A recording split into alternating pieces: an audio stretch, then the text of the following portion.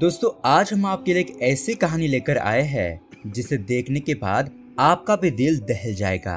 4 लड़के अपने ही school teacher को जाल में फंसाकर उनके साथ बलात्कार करते हैं। अब होश में आने के बाद उस टीचर को कुछ अजीब सा फील होता है और उसके कुछ ही दिनों के बाद टीचर को पता चलता है कि वो प्रेग्नेंट है। अब ये टीचर समाज में रहने वाले लोगों का सामना कैसे करेगी और उन 4 लड़कों से कैसे खतरनाक तरीके से अपना बदला लेगी, यही देखेंगे हम आज की थ्रिलर कहानी में। ये कहानी सभी महिलाओं के लिए एक इंस्पिरेशन का काम करती है और इस कहानी से हम सभी को ही एक सबक सीखना चाहिए। इसीलिए दोस्तों वीडियो को एंड तक जरूर देखना। तो दोस्तों मेरा नाम है किरण और आप देख रहे हैं हॉरर बॉक्स हिंदी। अगर आपको भी ऐसे ही साउथ की मूवीज देखना पसंद है तो हमारे चैनल को सब्सक्राइब जरूर कीजिए, क्योंकि हम आपके लिए ऐसे वीडियोस लाते रहते हैं। तो चलिए अब बिना किसी देरी के शुरू करते हैं आज की कहानी। कहानी की शुरुआत होती है देविका नाम की एक स्कूल टीचर से। हम देखते हैं कि वो अपनी नींद से जागने के बाद बहुत ज्यादा कमजोर महसूस कर रही होती है। देविका के हस्बैंड का नाम होता है सुजीत और वो एक हॉस्पिटल में काम करता है। यहाँ पर सुजीत देविका से कहने लगता है कि 10 दिन से तुम लगातार अपने स्कूल के कामों में लगी हो। यानी कि दोस्तों यहाँ पर देविका के स्कूल में कुछ स्पोर्ट वगैरह चल रहा होता है और वो पिछले 10 दिनों से उसी काम में बिजी थी। सुजीत कहने लगता है कि काम की वजह से तुम बहुत ज्यादा थक गई होगी, इसलिए आज तुम लेट उठी हो और मैंने भी तुमको जगाया नहीं। हाँ वैसे तुम्हारी इयरिंग कहाँ पर है? ये लो, तुमने फिर से घुमा दी थी। खैर अब स्कूल खत्म होने के बाद हम दोनों हमारे माँ के पास चले जाएंगे। मैं तुमको पिकअप करने के लिए आ जाऊंगा।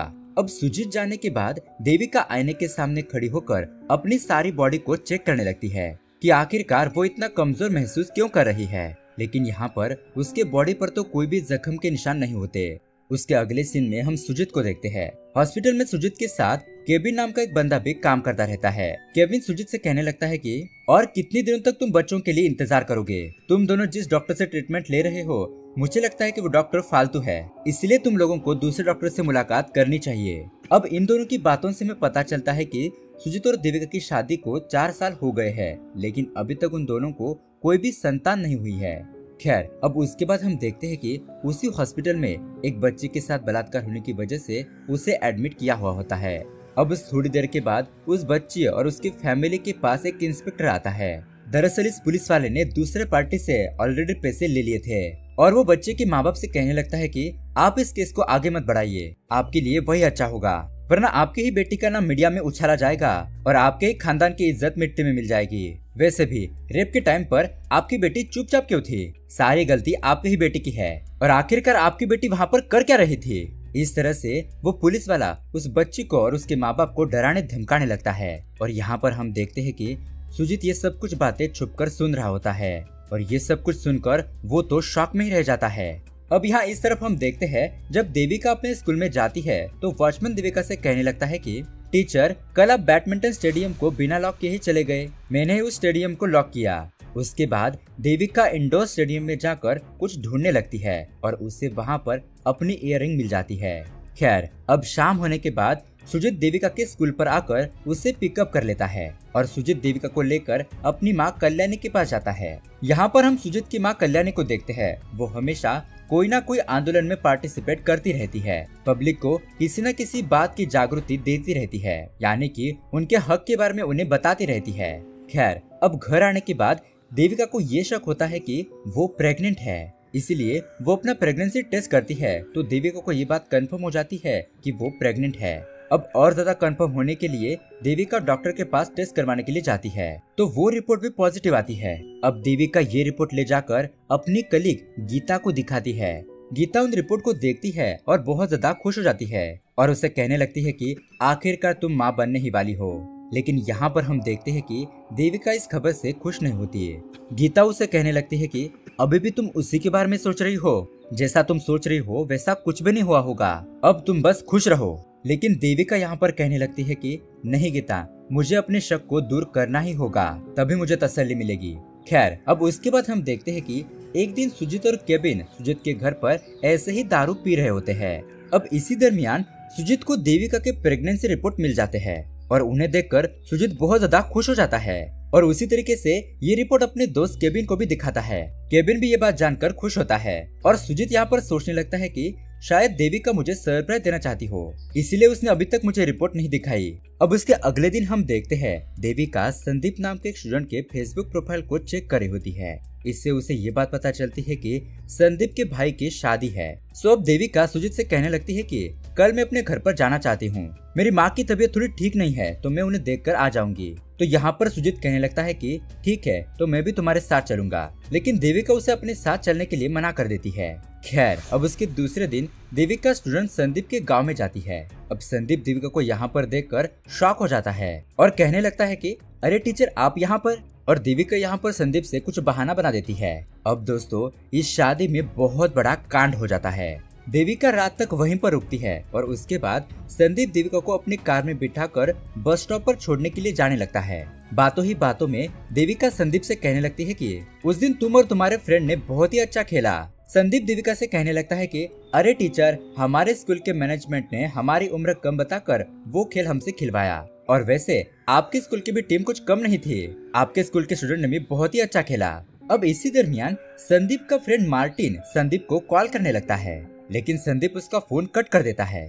खैर अब यहाँ पर बस स्टॉप आ जाता है और देविका संदीप से कहने लगती है कि संदीप तुम यहीं पर रुको, मैं लास्ट बस है क्या नहीं ये चेक करके आती हूँ। इस तरह से देविका बस स्टैंड के अंदर जाकर थोड़ा बहुत कोल्ड ड्रिंक वगैरह पीकर वहाँ पर कुछ देर के लिए बैठती है और उसके कुछ देर बाद देविका संदीप के पास आती है। वो उसे कहने लगती है कि थैंक यू, लास्ट बस मौजूद है।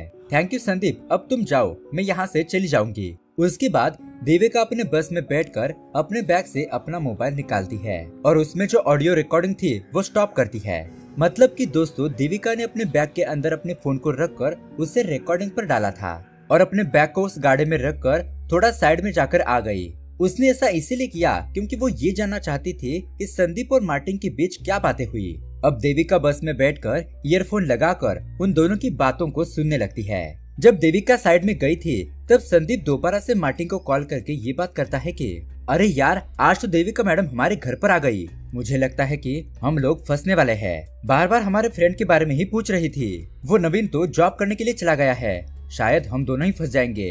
अब यहाँ पर मार्टिन कहने लगता है कि अरे यार तू टेंशन मत ले, उस हादसे को बहुत दिन हो चुके हैं, देविका मैडम को कुछ भी याद नहीं होगा क्योंकि मैंने देविका मैडम को रूफनॉल नाम का एक ड्रग्स दिया था जिसकी वजह से देविका सब कुछ भूल चुकी है। अरे मेरे फादर तो फार्मेसी शॉप चलाते हैं ना, तो मुझे सब कुछ पता है, इसलिए तुम शांत रहो और चिंता छोड़ दो और कुछ भी जल्दबाजी मत करो। अब यहाँ पर ये वॉइस रिकॉर्डिंग सुनने के बाद देविका बहुत ज्यादा रोने लगती है। उसके बाद देविका संदीप के बाकी के 3 फ्रेंड के फेसबुक प्रोफाइल को चेक करने लगती है और वहाँ से देविका अपने मायके जाकर अपनी बहन को ये सारी बातें बताने लगती है। अब ये बात जानकर उसकी बहन भी बहुत ज्यादा दुखी होती है।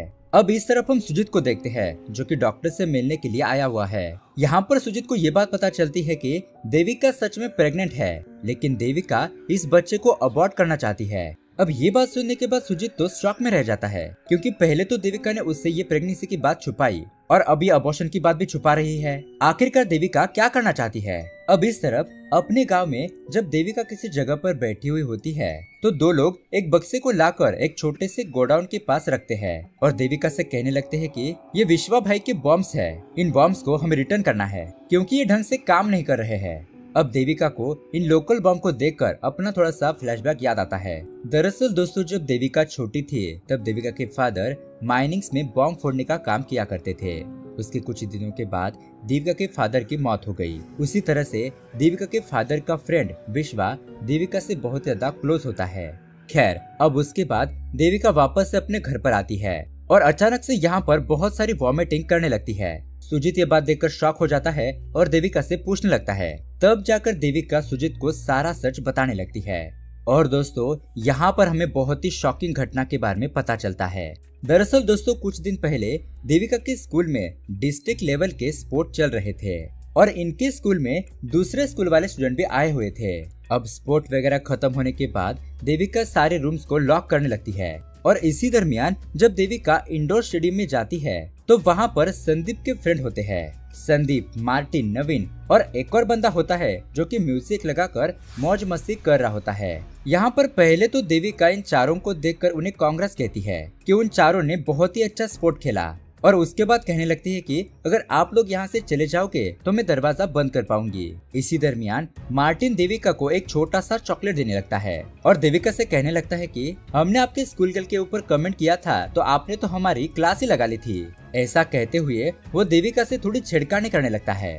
अब वो उस स्टेडियम को छोड़कर नहीं जाते और देखते ही देखते देविका वहीं पर बेहोश होकर गिर जाती है और मार्टिन स्टेडियम का दरवाजा बंद करके अपने फ्रेंड से कहने लगता है कि मैंने तो ये चॉकलेट गायत्री के लिए बनाया था, लेकिन देखो हमारे जाल में कौन फंस गया, देविका टीचर। चलो अब हम इसी से काम चला लेंगे, वैसे दिखने में तो बहुत ही हॉट है यार। ऐसा कहते हुए वो चारों स्टूडेंट देविका का बलात्कार करके वहाँ से चले जाते हैं। मतलब ऐसे दरिंदों के लिए ना फांसी की सजा भी कम है।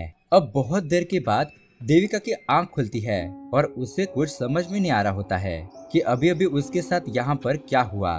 देविका थोड़ा सा कमजोर महसूस करने लगती है और उसी आधी रात को अपने घर भी चली जाती है। खैर अब हम यहाँ पर प्रेजेंट डे पर वापस आते हैं, जहाँ पर सुजीत देविका का सच सुनकर उल्टा देविका को ही डांटने लगता है।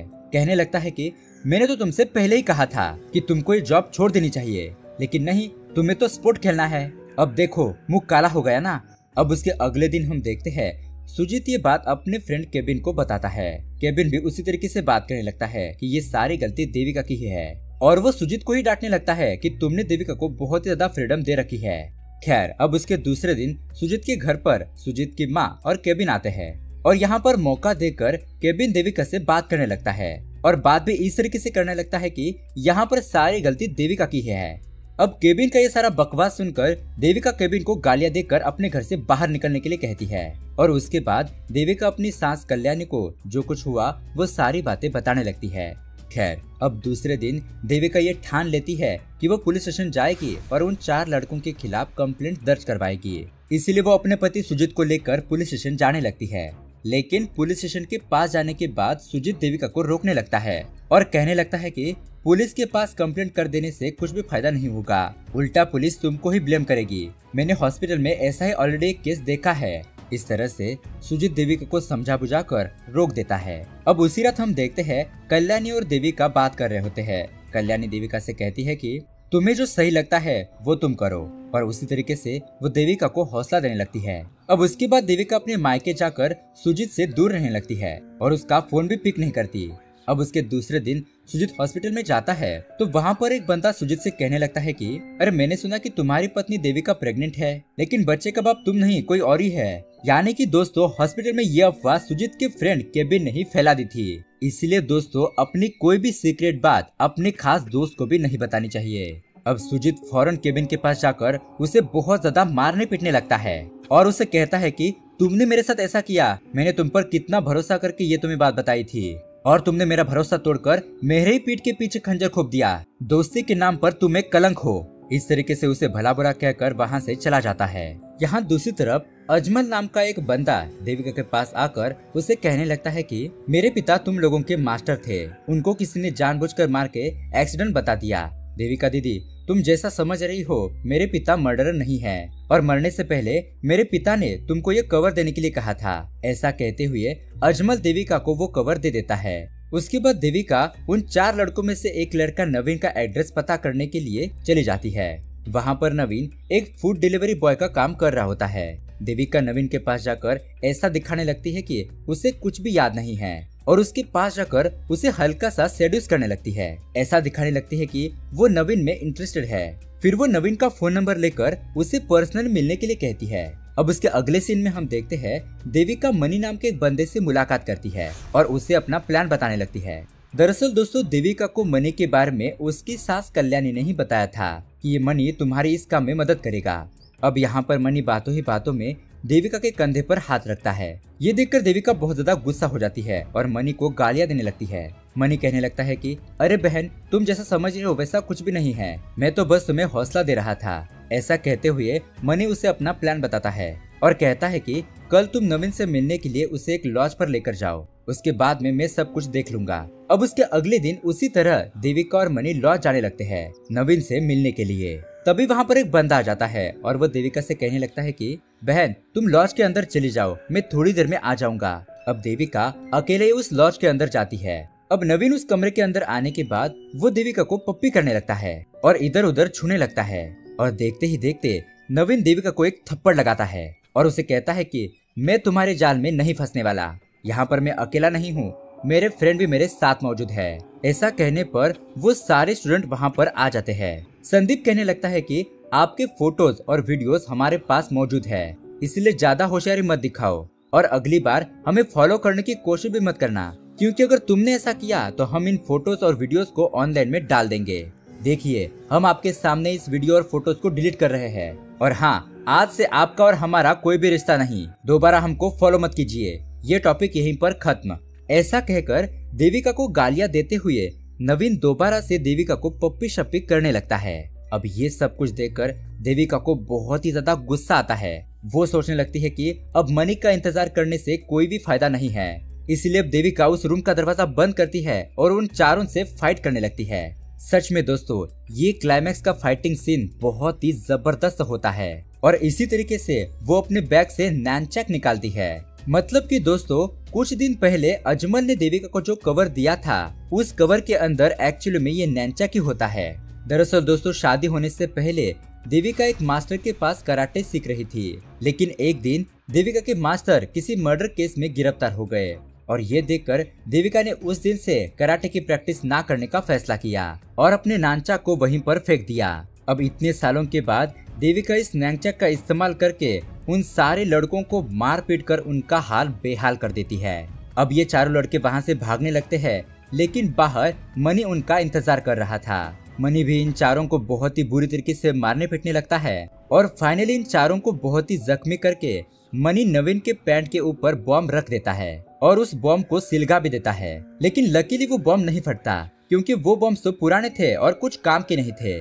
इस तरह से देविका उन चारों को मौत के करीब ले जाकर वापस लेकर आती है और एक टीचर होने की हैसियत से देविका उन चारों को बहुत ही अच्छा सबक सिखाती है, ऐसा सबक जो वो जिंदगी में कभी नहीं भूलेंगे। अब उसके कुछ दिन बाद हम देखते हैं देविका का हस्बैंड सुजीत उससे मुलाकात करने के लिए आता है और देविका उसे कहती है कि जब मुझे तुम्हारी सबसे ज्यादा जरूरत थी तब तुम मेरे पास नहीं थे, तब तुमने मेरे ऊपर भरोसा नहीं किया, मुझे हौसला नहीं दिया और अब मैं तुम्हारे साथ कैसे चलूं? अब मुझे समाज से भी कोई डर नहीं है। और इस तरह से वो सुजीत से कहती है कि मैं इस बच्चे को अबॉर्ट नहीं करने वाली। और दोस्तों, इस तरीके से ये कहानी यहीं पर एंड हो जाती है। तो दोस्तों, ये जबरदस्त कहानी आपको कैसी लगी हमें कमेंट करके जरूर बताइएगा और ऐसे ही अमेजिंग साउथ के मूवीज देखने के लिए अभी हमारे चैनल को सब्सक्राइब जरूर कीजिए। मिलते हैं अगली वीडियो में, तब तक के लिए बाय।